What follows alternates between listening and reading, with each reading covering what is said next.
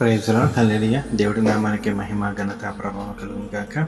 పరిశుద్ధుడు సర్వశక్తిమంతుడు పునరుత్థాన దినమున మనతో మాట్లాడుచున్న మాట మొదటి దెస్సలోనికలకు రాసిన పత్రిక 4వ అధ్యాయము 7వ వచనము. పరిశుద్ధులగుటకే దేవుడు మనల్ని పిలిచిన కానీ అపవిత్రులుగా ఉండటకు పిలవలేదు. ఆమేన్. హల్లెలూయా. చూడండి, దేవుడు పరిశుద్ధుడు, ఆయన అతి పరిశుద్ధుడు.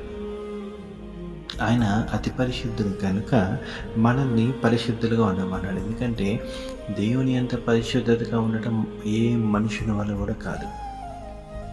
అందుకే దేవుడు ఆయన అతి పరిశుద్ధుడు కనుక మనల్ని పరిశుద్ధులుగా ఉండమనుషుడు. అంటే ఇందులో మనం పరిశుద్ధులుగా ఉండాలి. మరి ఈ లోకంలో ఎటు చూసినా సరే చీకటే కదా, ఎటు చూసినా పాపమే కదా, ఈ లోకంలో ఎటు చూసినా వ్యర్థమైనవే కనపడతాయి కదా. మరి ఎలా మనం పరిశుద్ధంగా ఉండాలి? క్రీస్తులో మనం పరిశుద్ధులుగా ఉండాలి. మరి క్రీస్తులో మనం పరిశుద్ధులుగా ఎలా ఉండాలి? ఎలా అంటే హృదయంలోకి ఏదైనా ఆలోచన వచ్చినా, ఏదైనా చెడ్డవాటి తలంపులు వచ్చినా, ఏదైనా చూడకూడని చూసినా మరి వెంటనే మోకరించి దేవునికి ప్రార్థించాలి. తండ్రి, నేను చూడకూడని చూశాను, వృద్ధమైన వాటిని తలంచాను, మరి చీకటి అనే మార్గంలో తెలియకుండా ప్రయాణించాను, క్షమించి మరి క్రీస్తులుగా మళ్ళీ మనం ప్రార్థన చేసుకుంటే ఆయన మళ్ళీ ఆ పాపాలని కడిగేసి మనల్ని పరిశుద్ధులుగా చేస్తాడు. మరి చాలామంది అంటారు, ఎన్ని పాపాలు చేసినా యేసుక్రీస్తు క్షమిస్తాడు అని. క్రీస్తు అంటే ఎరగక ముందు నువ్వెంత పాపమైనా దేవుడు క్షమిస్తాడు. కానీ క్రీస్తును ఎరిగిన తర్వాత అతిక్రమము పాపములు, భయంకరమైన పాపములను చేస్తే తుంచి అగ్నిలో పడవేస్తాడు. క్రీస్తు ఎరగక ముందు, క్రీస్తు పూర్వము, క్రీస్తు శకము. అందుకే క్రీస్తు ఎరగక ముందు నీ జీవితం ఎలా ఉన్నా ఆయన ఆలోచించడు, నేను కడిగి పరిశుద్ధిగా చేస్తాడు. క్రీస్తుని ఎరిగిన తర్వాత గనక నీకు మళ్ళీ పాత జీవితంలోకి వెళ్తే, మళ్ళీ అదే అతిక్రమ పాపంలో, భయంకర పాపంలోకి వెళితే గనక తుంచి అగ్నిలో పడవేస్తాడు.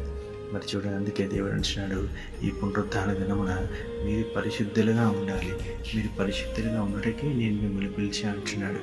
అందుకే చూడండి, ఈ ఆరాధనలో అతి పరిశుద్ధులైన దేవుడిని హృదయము పరిశుద్ధపరచుకొని ఈ పునరుత్థాన దినమున దేవుని ఆరాధిద్దాం. ఈ చిన్న వాక్యము దేవుడు దీవించి ఆశీర్వదించుగాక.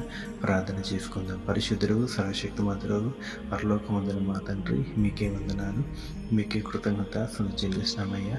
నిన్న నేడు ఏకరీతిగా ఉన్న తండ్రి, మీకే వందనాలు, మీకే కృతజ్ఞత చెల్లిస్తున్నాం అయ్యా. వందనము తండ్రి, వందనం రాజానికే వందనాలయ్యా. ఈ పునరుత్థాన దినమున మమ్మల్ని పరిశుద్ధపరచండి, మా హృదయాలు పరిశుద్ధపరచండి. మా హృదయ తెలుసు తెలియక నా ప్రమతండి వ్యర్థమైన చూచామేమో, వ్యర్థమైన తలంచామేమో, అవన్నీ కూడా నజరేయుడైన యేసుక్రీస్తు నామములో కొట్టివేయండి నా ప్రమతండి.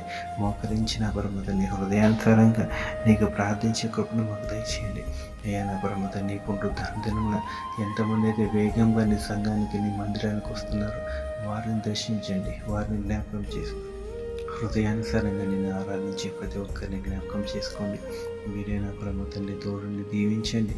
అదే రీతిగా వాక్యం ఇచ్చిన ప్రతి బిడ్డని కూడా నా పరమతండి మీరు దీవించి ఆశీర్వదించమని నజరేయుడు సర్వశక్తిమంతుడు దేవుని నామంలోనే, పరిశుద్ధుని దేవుని నామంలోనే ఈ ప్రార్థన కూడా అడిగి వేడుకుంటున్నాం నా పరమ తండ్రి.